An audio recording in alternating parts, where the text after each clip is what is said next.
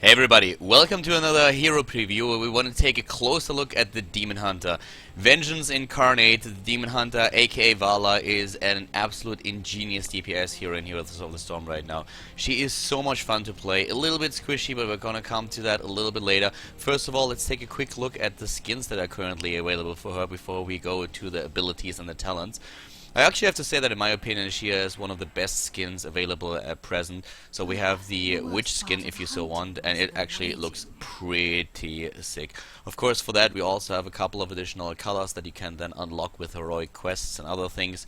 We have that whole thing even in white. I personally prefer the blue, but I mean whatever floats your boat at the end of the day.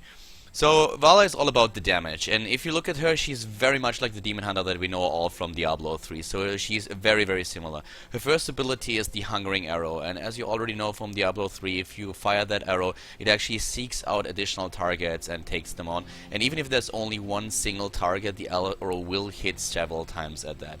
At the same time, we have another ability with the multi-shot. There's no surprise there. It's exactly as you would imagine it from Diablo 3. The multi-shot, just an area of effect damage boost that she has, where she can really start farming, for example. She's a great hero to play on Cursed Hollow and on other maps as well. But in particular, she's super strong in the Haunted Mines, where she can just take down those skeletons easy peasy with both of her damage abilities.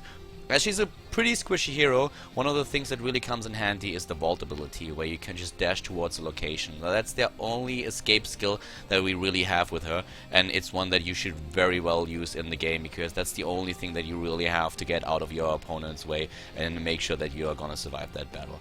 As a passive trait, we have Hatred, and you can gain attack speed temporarily when dealing damage, meaning you, after a couple of attacks, you gain a certain attack speed bonus and damage bonus, which is actually pretty cool. So it's a passive combat trait that we of course can enhance with future talents as well.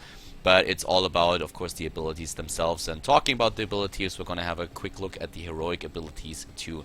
First of all, we have Strafe, very much as you know it from Diablo 3. Once again, when you start Strafe, you basically can still move the character, and she does damage all around her, a lot of damage in rapid succession. And you later on level 20 even have a talent they can use to increase the movement speed.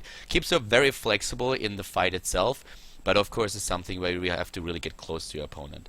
Then the Reign of Vengeance. This is something that a lot of people currently try to utilize in team matches, stunning the opponent's team and then utilizing the Reign of Vengeance to really get that damage out there. It is an area damage. It's like a small corridor where then the opponents are not only stunned for a short duration, but there's also a great damage boost that she has.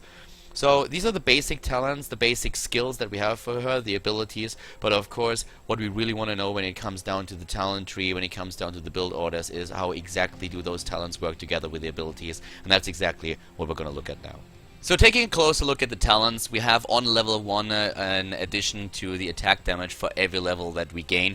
Another one is an increased duration for Enraged by 2 seconds. Enraged is the status that your Demon Hunter gets once that you actually accumulated enough hatred, which means once you have 8 attacks. At the same time, we have also ability cast grant a stack of hatred, so you don't really have to auto attack for 8 times. You can actually also just use abilities to do that. Personally, right now, I really prefer to get the attack damage for every level gained, and that's because on level 4 I'm currently experimenting a lot with Vampiric Assault so that you get a little bit of Life Leech. The problem that she really has is the squishiness, and if you have a Life Leech, you have a bit more sustainability in the lane, but it's really a very tough choice to make since the level 4 talent is absolutely great. The third basic attack against the same target deals 50% additional damage, which is great if you really get the freedom of attacking an enemy hero in a big fight, which is usually not really the case. But if you are able to play in a party with an Uther and a Tacita, for example, that can shield and heal you, this might be the one to get. There's also a great additional talent for the Hungering Arrow that you have. Not really this one. Not quite sure if this with the damage dealt is really the one that works for her better than the normal Life Leech. I actually doubt it a little bit. But I love also the Puncturing Arrow here, which increases the number of bounces to 3, and it also increases the range. But I think overall, if you really want to be able to just stay on lane a little bit longer and get that experience, it makes a lot of sense to go for the Vampiric Assault, and this is one of the main reasons why I go at the beginning for the Path of Assassin. You could also try to toy around a little bit here with the Siphoning Arrow, but I think that these two are really working very well together. They harmonize quite well. So on level 7, I feel the best thing to really get is the searing arrows, because once again, you just make sure that you have increased attack damage for 5 seconds, and in a big fight, this is worth a lot. If you get into a good position and you get this one off, you can do so much damage against your opponent, and it also works once again with the life leech that we already discussed a little bit earlier. We have another one for the multi-shot. If you really want to go down the multi-shot road, we have a couple of talents that we could use for that as well, as you can already see in the talent tree. So multi-shot launches 3 grenades that each deal 35 damage as well. Makes it a little bit easier for her to really clear those waves of creeps, but I don't really think that you need it in this regard. So I personally prefer to have another active skill, and that's why Searing Attacks is my weapon of choice as of now. With level 10, you get your heroic ability, and a lot of people actually try to go for the Rain of Vengeance. I talked briefly earlier already about that most people will really just try to really synergize well with the team and get a good stun in. With a Tinker stun, for example, if you have the Gravel Bomb and a normal stun bomb, then you can really do a lot and really get this off. Does a lot of damage, especially in very small areas. So I think later on this might be the talent to choose. I personally right now prefer Strafe, just because it keeps you mobile. You can chase down a hero with it quite easily. You vault in, for example, close the distance gap, you hit your Strafe, you hit your R, and you just follow the hero and you do a lot of damage. And at the same time, even in a big battle, when you're in a little bit of trouble, you can also try to just strafe away from your opponent. If he chases you down, gets a lot of damage done. So up to this point, up to level 10, I personally know exactly which talents to take, but level 13, this is really where it's currently at, because this is something where you have a lot of choices. With level 13, we have the Giant Killer. You know this from other heroes. You basically gain additional damage as well, and this is a great talent to have against tanks. So if you're, for example, up against a team that utilizes Stitches, Reyna, and all these heroes that have really a lot of HP, then this might be the talent that you really want to get, because you do so much more extra damage to them, and of course, once again, it synergizes quite well with the Life Leech, which keeps you in lane a little bit longer. Right now, I prefer the Spell Shield, because she's a very squishy hero, and you need to be very careful, especially with all the abilities that we have right now that do direct damage and also stuns. Spell Shield, for me personally, seems to be the way to go, just because it gives you a little bit more survivability. You have also with multi-shot a slow that lasts for 40 seconds, and in a big fight it's really something that it's hard to give up for one of the other 2 talents that I just discussed, because it can really help you not only to escape, but it can also help your team to really chase. So you can really see that on level 13 we get a lot of great talents to choose from. Multi-shot is a great one to choose here. I personally just think that with the Spell Shield she survives a little bit longer, but I feel in the end it's just a matter of preference.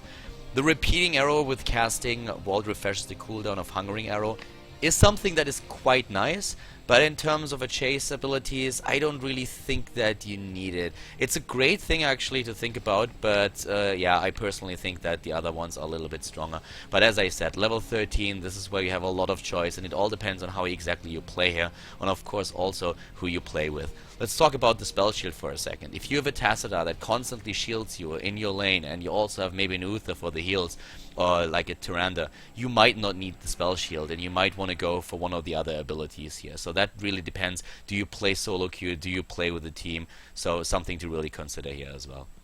At the same time, on level 16, we have the Executioner, which is of course great. Currently, the topic says like 0% more damage. This of course means 50% more damage. This is just a problem with the tooltip here. It's great if you have a lot of slow, root, and stun targets in your opponent's team.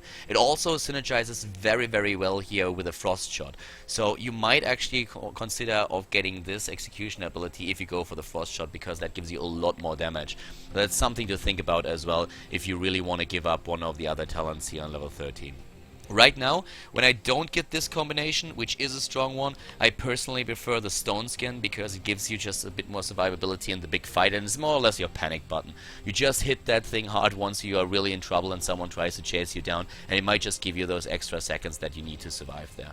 We have also Blood for Blood, which is very similar to what we see from other heroes. You steal a little bit of max health and you slow the movement speed by 3 seconds. Another great thing to have, And this is somewhat one of those things where it really comes down to what kind of team you face. In general, I prefer the stone skin, if I don't go for this combination, as already mentioned. But if you, for example, are up against a team that has a lot of high hit point tanks, then Blood for Blood is actually the better choice. So you need to really consider who you're up against. And this just makes the Demon Hunter, makes Valla such a great hero, because you have to really react to what's happening on the map itself, on the battleground. You can't just simply go for one talent tree and say like, yeah, this is the best talent tree if you want to go down that road. You really have to react to what your opponent team has. We already talked about it when we were talking about the giant killer here, the ability over here, that also of course depends on the opponent's hit points. We're talking about it with the spell shield, which depends on your own team, also how much stun does the opponent's team have. The tumble, I don't really like that. I think it's really weak. In theory, it sounds great that you have an additional vault that you can really get far away from a fight if need be, from danger. The problem is that you can't really cast it twice in quick succession. That's what the tooltip says, but in the practical employment and during the play, it means that there's like a 2-second cooldown before you can use it again. So I don't really like it too much. I tried it a couple of times and I didn't really get away from the fights any more than I did with only one vault, since I couldn't cast it twice in a row, so the other ones seem just way stronger. Which leaves us with our level 20 talent. Finally, at the end, of course, we have Fury of the Storm, which is known from other heroes as well. The basic attack bounces twice nearby enemies for 50% damage. It's a great ability, but not really one that I'm currently getting right now. Bolt of the Storm is very tempting. The short distance teleport blink is something that is very nice for squishy heroes. But as I'm currently using Strafe, this is pretty neat because it does 25% more damage, it allows me to heal up even more, and the increased movement speed is something that's really, really great, because that allows me to be a little bit faster, chase heroes down and get out of harm's way, as I already mentioned earlier.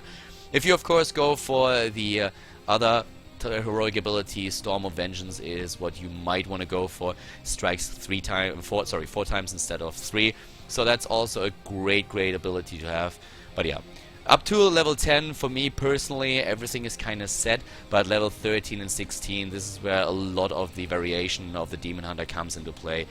And I really hope that you enjoy this hero, because I have to say that I love her. She's absolutely great, looks pretty damn awesome, especially when you get the skin here as well.